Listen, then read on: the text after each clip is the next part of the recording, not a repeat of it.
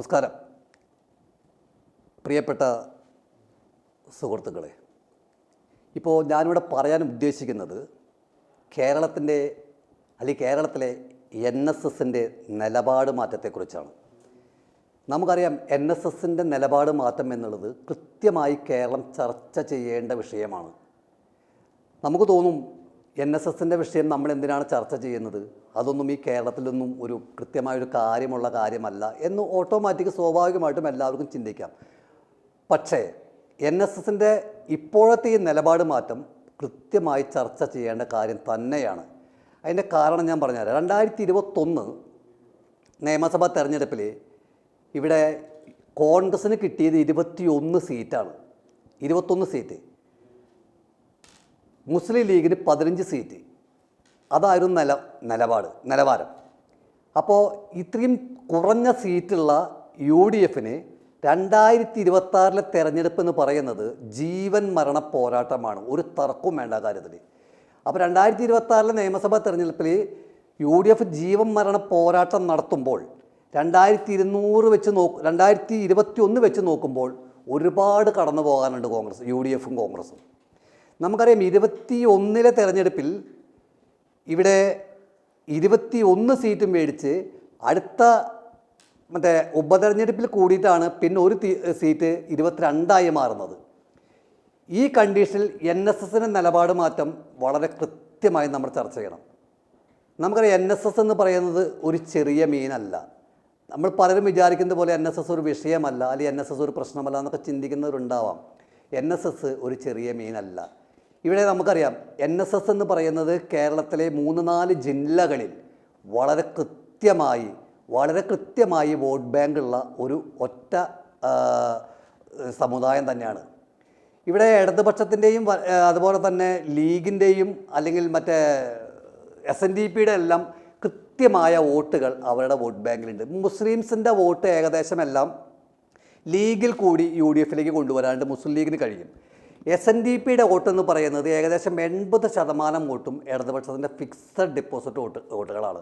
അതൊന്നും ഒരു കാരണവശാലും മാറിപ്പോവില്ല. പിന്നെ ക്രിസ്ത്യൻ വോട്ടുകളിൽ ഒരു നല്ല ശതമാനം വോട്ടുകളും ക്രിസ്ത്യൻ വോട്ടിൽ UDFിലേക്ക് വന്നുകൊണ്ടിരുന്നതാണ്. 2020 KM മാണിയെ ചവിട്ടി പുറത്താക്കിയോട് കൂടിയിട്ട് ഏകദേശം അതും വിഭജിച്ച് 2 തലത്തിലേക്കായി പോയി.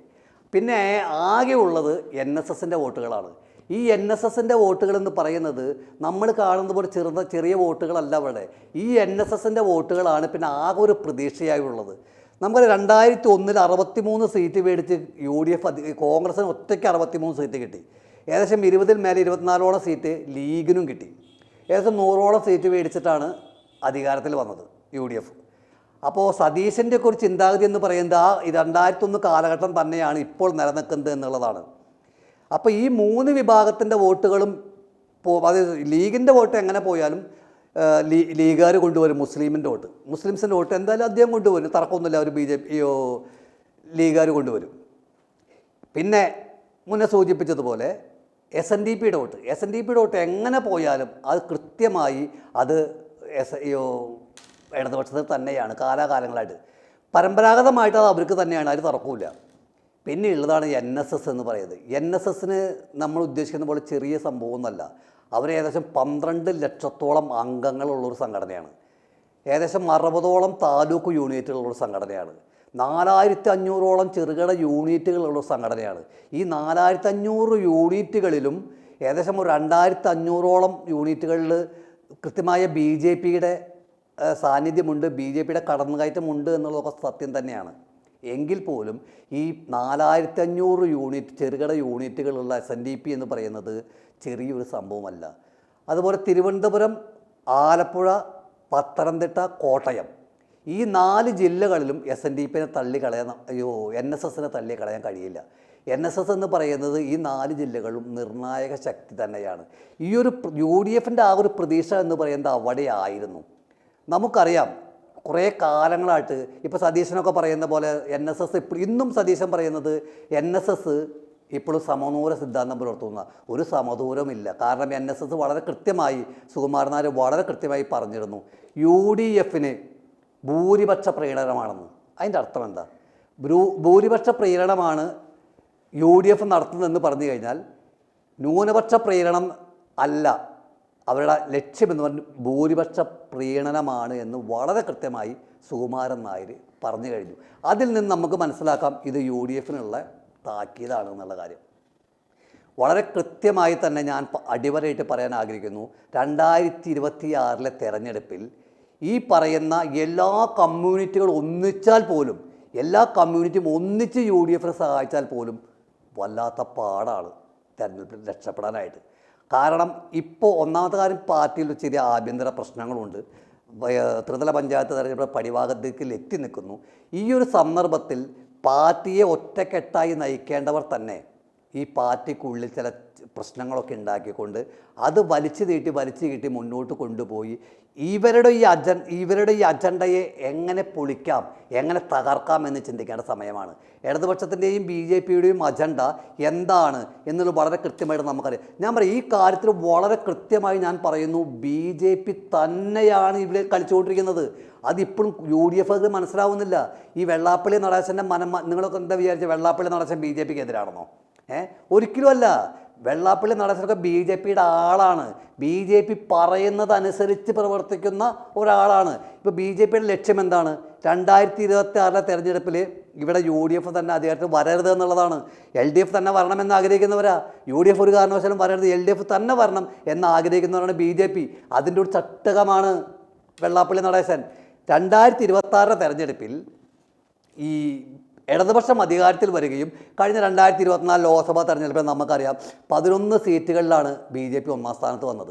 9 സീറ്റുകളിൽ 2ാം സ്ഥാനത്തും വന്നു. അപ്പോൾ അവരുടെ ഒരു കണക്കൂട്ടലനുസരിച്ച് ഒരു 20 സീറ്റ് അടുത്ത ഈ വരുന്ന നിയമസഭയിൽ 2026 നിയമസഭയിൽ ബി ജെ പി കിട്ടുമെന്നുള്ള പ്രതീക്ഷയുണ്ട്. വേണ്ട, 10 സീറ്റിൽ ജയിക്കുകയും 2026 തെരഞ്ഞെടുപ്പിൽ ഇടതുപക്ഷം വീണ്ടും 3ാം ഭരണം കൊണ്ടുവരികയും ചെയ്താൽ, ഈ 3ാം ഭരണം വരികയും ചെയ്താൽ കോൺഗ്രസ് ഇല്ലാതായി പോകും, നാമാവിശേഷമായി പോകും. കോൺഗ്രസ് നശിച്ച് നാറാണക്കല്ല് പിടിച്ച് പോകും എന്നുള്ളതാണ് ഇവിടെ ഒരു ധാരണ. ഇവിടെ മറിച്ച് സംഭവിക്കാവുന്ന ഒരു കാര്യം എന്താണെന്ന് പറയുമോ? ഒരിക്കൽ കൂടി ഭരണം യു ഡി എഫിന് കിട്ടിയില്ലെങ്കിൽ, ഒരിക്കൽ കൂടി ഇപ്പോൾ 2 തവണ ഭരണമില്ല, 3ാമത്തെ തവണയും ഇടതുപക്ഷത്തിന് ഭരണം കിട്ടി യു ഡി എഫിന് ഭരണം കിട്ടാതിരിക്കുകയും ചെയ്താൽ എന്താണ് സംഭവിക്കുക? വളരെ കൃത്യമായി മുസ്ലിം ലീഗ് എന്ന് പറയുന്ന ഈ രാഷ്ട്രീയ പ്രസ്ഥാനം, ഞാൻ പറയുമ്പോൾ ചിലപ്പോൾ തമാശയായിട്ട് തോന്നാം, അല്ലെങ്കിൽ ഞാൻ പറയുമ്പോൾ നിങ്ങൾക്ക് അഭിപ്രായ വ്യത്യാസം ഉണ്ടാവാം, പക്ഷേ അടിവരയിട്ട് ഞാൻ പറയാൻ ആഗ്രഹിക്കുന്നു, ഈ 3ാം തവണയും ഭരണം കിട്ടിയില്ലെങ്കിൽ മുസ്ലിം ലീഗ് തീർച്ചയായിട്ടും ഇടതുപക്ഷത്തേക്ക് പോകും. ഒരു സംശയവും വേണ്ട കാര്യം. കാരണം ഇപ്പോൾ തന്നെ ലീഗിൽ MLA-മാർക്ക് പല ആളുകൾക്കും അസ്വസ്ഥതയാണ്. പല കാര്യങ്ങളും അവർക്ക് ചെയ്തു കൊടുക്കാൻ സാധിക്കുന്നില്ല. അണികൾ വന്ന് പറയുമ്പോൾ, പാർട്ടിക്കാർ വന്ന് പറയുമ്പോൾ പല കാര്യങ്ങളും ചെയ്തു കൊടുക്കാൻ സാധിക്കുന്നില്ല.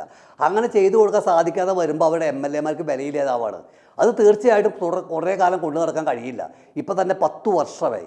ഇനി വീണ്ടും ഒരു 5 വർഷം പ്രതിപക്ഷത്തിരിക്കാൻ ലീഗിനെ കൊണ്ട് കഴിയില്ല. അവരെ പാർട്ടി പോലും ഇല്ലാതായി പോകും. അപ്പോൾ അതുകൊണ്ട് അവർക്ക് നിലനിൽപ്പിന് വേണ്ടി അവർ ഇടതുപക്ഷത്തിലേക്ക് പോകും. അങ്ങനെ വരുമ്പോഴാണ് ബി ജെ പിയുടെ അജണ്ട നടപ്പിലാക്കാൻ പോകുന്നത്. ബി ജെ പിയുടെ ലക്ഷ്യപ്രകാരം ബി ജെ പി ഈ 2026 തെരഞ്ഞെടുപ്പിൽ കൃത്യമായി ഇടതുപക്ഷത്തിന് ഭരണം കൊടുക്കുകയും ലീഗ് ഇതോടുകൂടി യു ഡി എഫ് തകരുകയും ലീഗ് എൽ ഡി എഫിക്ക് പോയി ചെയ്താൽ കോൺഗ്രസിൻ്റെ കാര്യം എന്താവും എന്നുള്ള കാര്യം നമുക്ക് കണ്ടറിയണം. അത് വളരെ കൃത്യമായി ബി ജെ പി 10 വർഷം കൊണ്ട് തയ്യാറാക്കി വെച്ചിരിക്കുന്ന പ്രോജക്റ്റാണത്. 10 വർഷത്തേക്കുള്ളത്. അതെങ്ങനെയാണെന്ന് ചോദിച്ചാൽ 2026 2031 അതായത് 2026 തെരഞ്ഞെടുപ്പിൽ ഒരു 10 സീറ്റ് കിട്ടിക്കഴിഞ്ഞാൽ യു ഡി എഫ് തകർന്നു പോവും. അതുപോലെ തന്നെ ലീഗ് CPM-ലേക്കും പോകും എന്നുള്ളതാണ് അവർ ധരിച്ചു വെച്ചിരിക്കുന്നത്. അങ്ങനെ വരുമ്പോൾ 2030 മുഖ്യ പ്രതിപക്ഷമായി 2031 മുഖ്യ പ്രതിപക്ഷമായി കേരളത്തിൽ വളർന്നു വരാം എന്നുള്ളതാണ് കൃത്യമായി ബി ജെ പിയുടെ ഈ 10 വർഷത്തെ പ്രോജക്റ്റോട് തയ്യാറാക്കുന്നത്.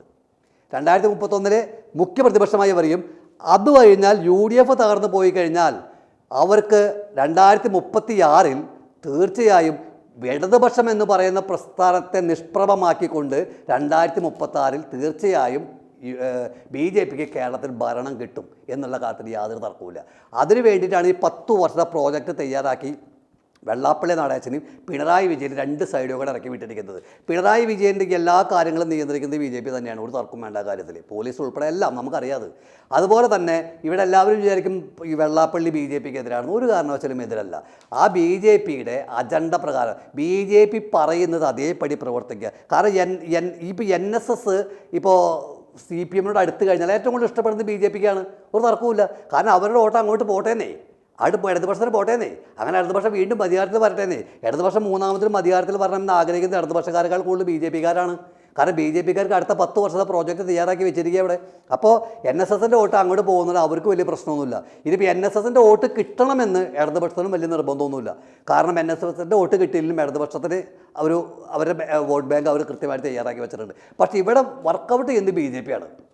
BJP ഈ ഇടതുപക്ഷത്തിന് മൂന്നാം ഭരണം കൊടുത്തേ അടങ്ങും. അപ്പോൾ ഇവിടെ UDFകാർ ഈ നിലയ്ക്ക് പോവുകയാണെങ്കിൽ ഇതിനെ തരണം ചെയ്യാൻ ബുദ്ധിമുട്ടാണ്. അതുകൊണ്ടാണ് എനിക്ക് പറയേണ്ടി വരുന്നത്.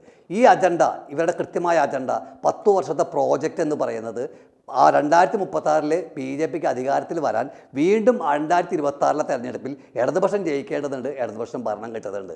ഈ ഭരണം കിട്ടിക്കഴിഞ്ഞാലാണ് UDF തകർന്നു പോവുള്ളൂ എന്നുള്ളതാണ് ഇവർ ധരിച്ചു വെച്ചിരിക്കുന്നത്. അങ്ങനെ UDF തകർന്നു പോയി കഴിഞ്ഞാൽ 2031 മുഖ്യ പ്രതിപക്ഷമായി BJPക്ക് വരുവാനും പിന്നത്തെ 2036 വരെ തെരഞ്ഞെടുപ്പിൽ കേരളത്തിലെ ഭരണം കൈയാളലും UDFനെ തകർക്കുന്നത് പോലെ അത്ര ബുദ്ധിമുട്ടുള്ള കാര്യമല്ല CPMനെ തകർക്കുക എന്ന് പറഞ്ഞാൽ. ഈ ഇടതുപക്ഷത്തെ വളരെ സിമ്പിളായിട്ട് നമ്മൾ കറിയിൽ നിന്നും കറിവേപ്പില എടുത്ത് കളയുന്നത് പോലെ എടുത്ത് കളയാൻ BJPക്ക് കഴിയും. അതൊക്കെ നമ്മൾ കണ്ടതാണ് ത്രിപുരയിലും ബംഗാളിലൊക്കെ. അപ്പോൾ ഇപ്പോൾ ഈ ഭരണം കൊടുത്ത് അടുത്തോടുകൂടി ഈ CPM എന്ന് പറയുന്ന രാഷ്ട്രീയ പ്രസ്ഥാനത്തെ കേരളത്തിലെ റെയിൽവേ സ്റ്റേഷനിൽ പോലും കാണാൻ പറ്റാത്ത സ്ഥിതിയിലേക്ക് ആക്കാൻ അവർക്ക് പറ്റും. അതങ്ങനെ ആക്കുകയും ചെയ്യും. ഇപ്പോൾ ഈ കാണുന്ന സന്തോഷമൊന്നും സഖാക്കൾക്ക് ഉണ്ടാവാൻ സാധ്യതയില്ല. കാരണം 2036 വരെ ഇവർക്കിത് കൊണ്ടു നടക്കാൻ പറ്റുള്ളൂ. അതുവരെ എന്തായാലും BJPയുടെ സഹായത്തോട് കൂടിയിട്ട് 2026 തെരഞ്ഞെടുപ്പിൽ അവർ ജയിക്കണം എന്നുള്ളത് തന്നെയാണ് BJPയുടെ ആഗ്രഹം. അതുപോലെ തന്നെ ഈ പറയുന്ന CPMൻ്റെ ആഗ്രഹം. നമുക്കറിയാം ഈ NSS എന്ന് പറയുന്നത് അവരെ ഇപ്പം പിടിച്ചു നിർത്തിയില്ലെങ്കിൽ, പിടിച്ചു നിർത്താൻ UDFന് കഴിഞ്ഞില്ലെങ്കിൽ, UDF വളരെ കൃത്യമായിട്ട് അവരെ പിടിച്ചു നിർത്താൻ കഴിഞ്ഞില്ല എന്നുണ്ടെങ്കിൽ അത് വല്ലാത്ത തരത്തിൽ നമുക്ക് ദോഷം ചെയ്യും, UDFന് ദോഷം ചെയ്യും. അപ്പോൾ UDFകാർ, കോൺഗ്രസ്സുകാർ തമ്മിത്തല്ലെല്ലാം അവസാനിപ്പിച്ച് എങ്ങനെ വേണം, എന്തു വേണമെന്ന് ചിന്തിക്കേണ്ട സമയമാണ്. രാഷ്ട്രീയത്തിൽ വലിയൊരു മാറ്റത്തിന് കൊടുങ്കാറ്റ് വീശിക്കൊണ്ടിരിക്കുകയാണ് NSSൻ്റെ ഈ നിലപാടോട് കൂടിയിട്ടെന്ന് UDF മനസ്സിലാക്കിയില്ലെങ്കിൽ അത് വല്ലാത്ത ദോഷം ചെയ്യും എന്നുള്ളത് മാത്രമാണ് എനിക്കിവിടെ സൂചിപ്പിക്കാനുള്ളത്. ഒരു കാര്യം കൂടി സൂചിപ്പിച്ച് ഞാൻ അവസാനിപ്പിക്കാം.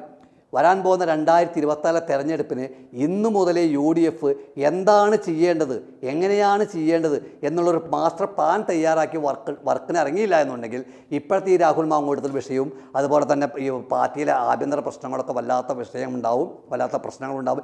ഇതെല്ലാം മാറ്റി വെച്ചുകൊണ്ട് പറ്റുമെങ്കിൽ രാഹുൽ മാങ്കൂട്ടത്തിൽ തന്നെ ആ പ്രസിഡൻ്റാക്കി വെച്ചുകൊണ്ട്, യൂത്ത് കോൺഗ്രസ് പ്രസിഡൻ്റാക്കി വെച്ചുകൊണ്ട് നട്ടല് നിവർത്തി തൻ്റെ അടുത്ത് കൂടി ഇറങ്ങിക്കഴിഞ്ഞാൽ നിങ്ങൾക്ക് ഇവരുടെ ഈ പറയുന്ന ഈ കൂട്ടുകെട്ടിനെ, CPM BJP കൂട്ടുകെട്ടിനെ തകർക്കാൻ സാധിച്ചാൽ മാത്രമേ അടുത്ത തെരഞ്ഞെടുപ്പിൽ നിങ്ങൾക്ക് അധികാരത്തിൽ വരാൻ കഴിയുള്ളൂ. ഒരു 60-70 ഞാൻ പറയട്ടെ. ഇപ്പോൾ BJP മുസ്ലിം ലീഗ് എങ്ങനെ പോലും അടുത്ത പ്രാവശ്യം ഒരു 10-20 സീറ്റ് പിടിച്ച് സീറ്റ് ജയിക്കും. പിന്നെ മറ്റു പാർട്ടികൾ കൂടി വന്നൊരു 5-6 സീറ്റിൽ അവരും ജയിക്കും, ഘടകകക്ഷികൾ. പക്ഷേ ബാക്കി 10-60 സീറ്റ് ഉണ്ടാക്കി കൊണ്ടുവരേണ്ട, 10-50 സീറ്റ് ഉണ്ടാക്കി കൊണ്ടുവരേണ്ട പൂർണ്ണ ഉത്തരവാദിത്തം കോൺഗ്രസ്സിനാണെന്നേ. കോൺഗ്രസ് ഉണ്ടാക്കണം, ഇത്രയും സീറ്റുകൾ, ഇത്രയും MLA ഉണ്ടാക്കണം. അപ്പോൾ അതിന് നിങ്ങൾക്ക് കഴിയണമെങ്കിൽ ഇപ്പോഴേ വർക്ക് തുടങ്ങണം. ഈ രാഹുൽ മാങ്കൂട്ടത്തിലെ വിഷയമൊന്നും LDFകാർക്കും വേണ്ട, BJPക്കാർക്കും വേണ്ട. ഇപ്പോഴും കോൺഗ്രസ്സുകാരനെ കൊണ്ടു നടക്കുന്നത്. അത് അവസാനിപ്പിച്ച് രാഹുൽ മാങ്കൂട്ടത്തിനെ വീണ്ടും പ്രസിഡൻ്റാക്കി നിങ്ങൾ രംഗത്തേക്ക് ഇറക്കി ഈ പാർട്ടിയെ കെട്ടിപ്പടുക്കാൻ, പാർട്ടിയല്ല വരുന്ന തെരഞ്ഞെടുപ്പിൽ പ്രവർത്തകരെ സുസജ്ജമാക്കി ഇറക്കിയില്ലെങ്കിൽ വല്ലാത്ത ദോഷം സംഭവിക്കും. കേരളത്തിൽ വലിയൊരു രാഷ്ട്രീയ മാറ്റത്തിന് സുകുമാരൻ നായരുടെ ഈ നിലപാട് മാറ്റത്തോട് കൂടിയിട്ട് വലിയൊരു രാഷ്ട്രീയ മാറ്റമാണ് ഉണ്ടാകാൻ പോകുന്നത് എന്നുള്ള കാര്യത്തിൽ യാതൊരു തർക്കവുമില്ല. അപ്പോൾ എനിക്ക് ഒരു അടിവരയിട്ട് പറയാനുള്ളത്, കോൺഗ്രസ് നിലനിൽക്കണമെന്ന് ആഗ്രഹമുള്ളത് കൊണ്ട് തന്നെയാണ് നമ്മൾ പറയുന്നത്. കോൺഗ്രസിനെ ഇല്ലാതാക്കാൻ വേണ്ടി ശ്രമിക്കുമ്പോൾ അതിന് കൂട്ടു നിൽക്കാതെ തമ്മിത്തല്ല് ഒഴിവാക്കി, അതുപോലെ തന്നെ ഈ പറയുന്ന പടലപ്പിളക്കങ്ങൾ ഒഴിവാക്കി, ആഭ്യന്തര പ്രശ്നങ്ങൾ ഒഴിവാക്കി തെരഞ്ഞെടുപ്പിനെ നേരിടാൻ ഇനി ആകെ 2 മാസം കൂടെ ത്രിതല പഞ്ചായത്ത് തെരഞ്ഞെടുപ്പിനുള്ളൂ. ഈ 2 മാസത്തിനുള്ളിൽ ഈ പാർട്ടിയെ പഴയ പാർട്ടിയാക്കി മാറ്റാൻ, അതായത് 2 മാസം മുമ്പുണ്ടായിരുന്ന പാർട്ടിയിലേക്ക് എത്തിക്കാൻ, UDFിലേക്ക് എത്തിക്കാൻ, ടീം UDF ആക്കാൻ കഴിഞ്ഞില്ല എന്നുണ്ടെങ്കിൽ നിങ്ങൾക്ക് വല്ലാത്ത ദോഷം ചെയ്യും എന്ന് മാത്രം ഞാനിപ്പോൾ ഇവിടുത്തെ ഈ UDF സഹപ്രവർത്തകരോടും അതുപോലെ തന്നെ കേരള ജനതയോടും ഈ NSSൻ്റെ മാറ്റത്തെക്കുറിച്ച് ഓർമ്മിപ്പിക്കാൻ ഞാൻ ആഗ്രഹിക്കുന്നത്. എല്ലാവർക്കും നന്ദി, നല്ല നമസ്കാരം. i2i News, an eye for truth. i2i news subscribe ചെയ്തിട്ടില്ലാത്തവർ ഇപ്പോൾ തന്നെ സബ്സ്ക്രൈബ് ചെയ്യുക. നോട്ടിഫിക്കേഷൻ ലഭിക്കുവാൻ ബെൽ ബട്ടണും അമർത്തുക.